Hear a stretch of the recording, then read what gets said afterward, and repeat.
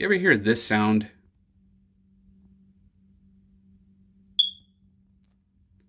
And you just can't get rid of it no matter how many batteries you change out?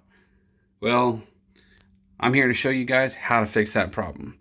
As you guys see here, I have 1, 2, and 3 smoke detectors. But it's not the battery that's the problem. It's the system that needs to be reset. Let me show you how to do it.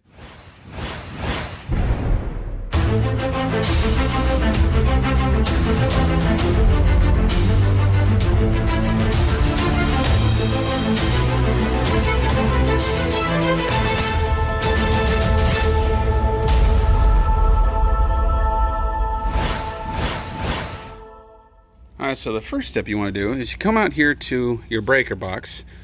On my house, it's mounted outside. Some of your houses, it'll be mounted inside of the garage, whichever. But you want to look on the locations, or whatever they have listed here, for what breaker goes where. On my house, it's labeled Smokies, as in smoke detectors, and we're looking at fuse section or breaker section number 14. If you look on the side of the actual casing here, you see where it's stamped 14. So this is the breaker that you need to turn off. Alright, so now my smoke detector system is completely disengaged. Okay, back inside the house, as you can see, the power is off. There's usually a little green light that's right next to the button on these. So as you'll notice, little green light is off. That means the system is dead. And what you're doing is you're de-energizing the system. All right, and then the next step, after you turn on some lights, the next step is you want to take the batteries out. All right, and once you take the batteries out, you press and hold the button for up to 10 seconds, which de-energizes. You can barely hear it going. It de-energizes the actual smoke detector itself.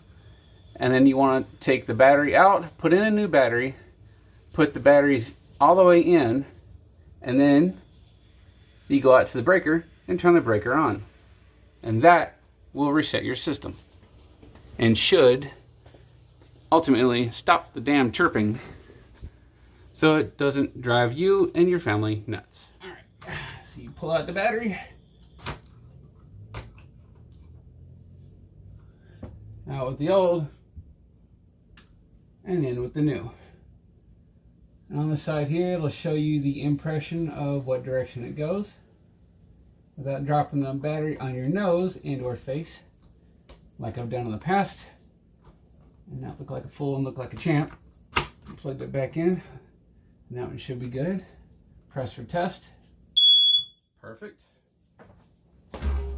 That's what I need to see. Now I have a steady red light, and that tells me that it's still in a quick test mode, and that'll go away. It actually should go away as soon as you re-energize the system. All right, so that's the first one.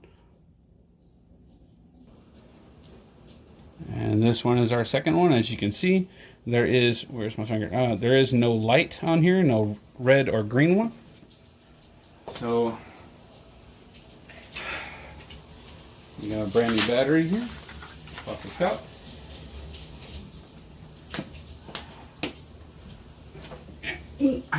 Gonna do this like a champ. See, it's all disengaged. I should still be able to do it.